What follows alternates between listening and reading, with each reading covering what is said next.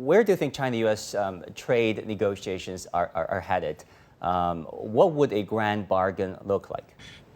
Yes, the fentanyl issue is front and center. Last year, fortunately for the United States, fentanyl-related deaths were down almost 30% on a year-over-year basis. That's still too high, and of course, the goal is to bring that number to zero or as close to zero as possible.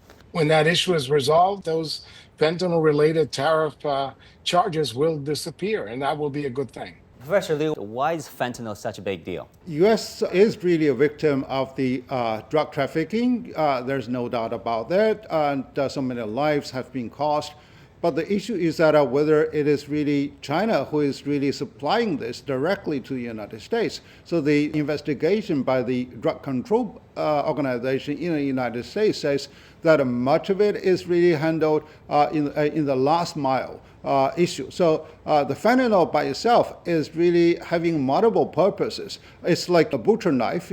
People use the butcher knife to, for legitimate purposes, or they can also use it to kill people. So now it's much lies in the how the United States is really taking the leadership to deal with this issue, and particularly in the last mile control, and also to tackle those tycoons that are dealing with those illegal drug manufacturing in the high mountains, and also smuggle into the United States. So China is willing to cooperate, but China will not simply to kill those companies who are really having the legitimate manufacture and legitimate export.